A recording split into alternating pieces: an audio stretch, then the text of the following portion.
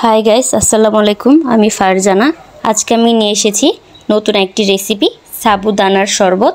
এই শরবতটি খেতে খুব ভালো লাগবে। তো চলুন দেখা যাক। প্রথমে আমি পানি নিয়ে নিচ্ছি।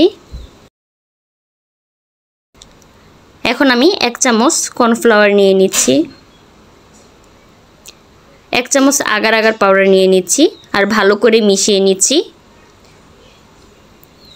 ভালো করে মিশিয়ে নিতে হবে। আর আমি এখন চুলাটি ধরিয়ে দিচ্ছি, চিনি অ্যাড করছি।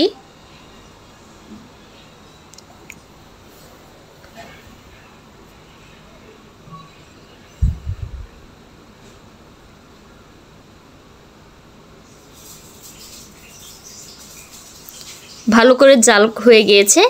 এখন আমি বাটিতে ঢেলে নিব। আর এটি গরম থাকতেই ঢালতে হবে, ঠান্ডা হলে প্যানেই সেট হয়ে যাবে। এখন আমি সাবুদানাগুলো সিদ্ধ করে নিচ্ছি।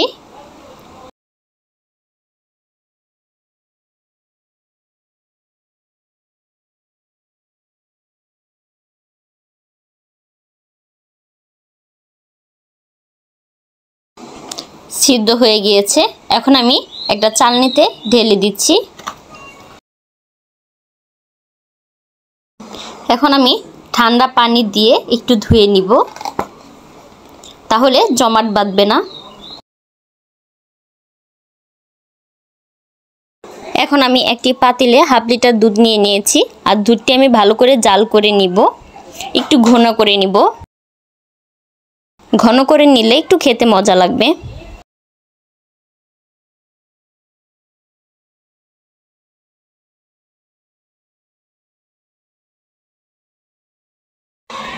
এখন আমি চিনি অ্যাড করব। আর মিষ্টিটা যার যার পছন্দ মতো। যারা মিষ্টি বেশি খান তারা চিনির পরিমাণটা বাড়িয়ে দিবেন, আর যারা মিষ্টি কম খান তারা চিনির পরিমাণটা কমিয়ে দিবেন। আমি চিনিটা দুধের সাথে ভালো করে মিশিয়ে নিব, অনবরত নেড়ে নিব।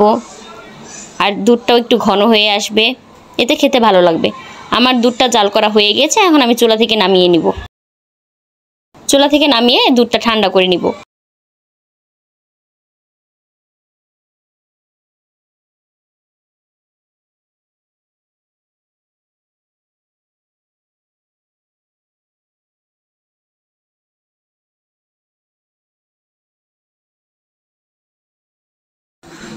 এতক্ষণে আমার জেলিটি জমে গিয়েছে আর আমি নিয়ে এসেছি, দেখাচ্ছি। এখন আমি জেলিটা কেটে নিচ্ছি। আমি 2টা বাটিতে জেলি করে নিয়েছিলাম।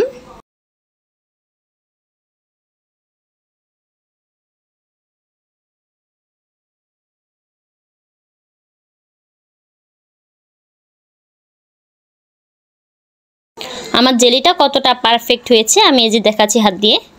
আমার জেলিটা অনেকটা পারফেক্ট হয়েছে। আমার জেলিটা কাটা শেষ। এখন আমি একটা গ্লাস নিচ্ছি।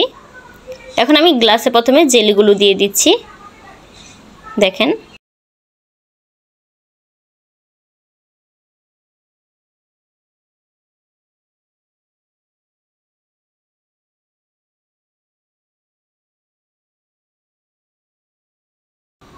এখন আমি সাবুদানা দিয়ে দিচ্ছি।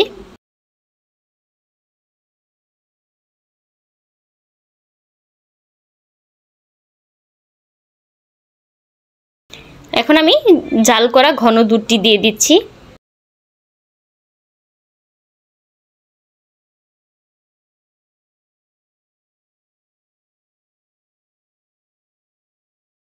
দেখেন সাবুদানার শরবতটি রেডি হয়ে গিয়েছে। আর এটি বাসার সবাই পছন্দ করবে। আর এটা অবশ্যই ঠান্ডা ঠান্ডা পরিবেশন করবেন, খেতে খুব ভালো লাগবে। এই প্রচণ্ড গরমে এই সাবুদানার শরবতটি খেলে খুবই ভালো লাগবে। আর এটা খুবই পুষ্টিকর একটি খাবার।